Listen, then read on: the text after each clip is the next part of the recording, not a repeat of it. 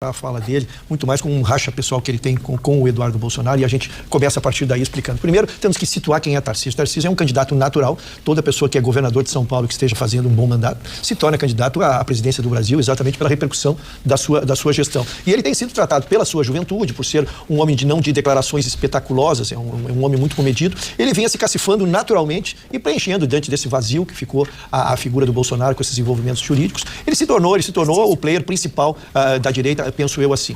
No entanto, ele sofreu esse revés, dona Vera, exatamente porque o Eduardo Bolsonaro, filho, então, do ex-presidente Bolsonaro, também é uma pessoa importante na política, estava lá nos Estados Unidos fazendo o que ele achava que entendesse de direito, e bateram boca publicamente. Ali surgiu o litígio entre eles, e ele fez uma crítica direta ao Eduardo Bolsonaro na oportunidade. Então agora ele está dizendo que ele não pretende concorrer à presidência. E aí ele elencou algumas razões aqui que eu vou rapidamente trazer para vocês, né?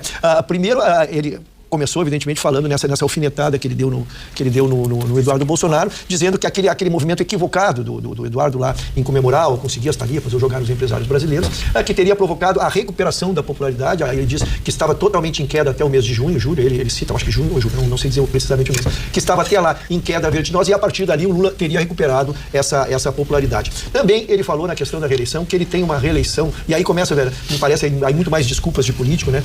Primeiro ele diz que ele tem uma reeleição e quer concorrer à reeleição ao estado de São Paulo, e justifica dizendo, primeiro falando na família, que ele tem que se preocupar também com o sustento da família, dizendo, diante desta divisão, dessa ausência de pragmatismo da direita em estar hoje dividida, ele não se sente assegurado. Então por isso que estou dizendo, Verinha, ele está dizendo, mas nas entrelinhas ele está dizendo que se fizerem uma unicidade em volta dele, ele poderá mudar. Mas então o que ele diz hoje é que ele tem uma eleição certa para São Paulo, ele não diz essas palavras, mas dá a entender, ele tem que sustentar a sua família, então ele não pode sair por um risco quando a própria direita não se harmoniza, né? À medida em que ele anuncia a candidatura, daí um com o sobrenome Bolsonaro também anuncia, depois se anuncia a própria candidatura da atual esposa do ex-presidente, então que ele não poderia, e ele teria que tomar essa decisão até abril de 2026. Então que ele tem que pensar na sua carreira, que ele tem que pensar nos seus filhos. Também adiantou uma coisa muito importante que eu achei, que ele não pretende deixar os republicanos. Nesse momento em que ele sofre assédio, o partido PL está ostensivamente ali cortejando, Bibo, depois tu pode enriquecer isso aí, que eu acho que é uma matéria pública e notória, o PL está ostensivamente cortejando esse candidato pelas suas luzes, e ele manifestou-se expressamente a sua vontade de continuar no republicano.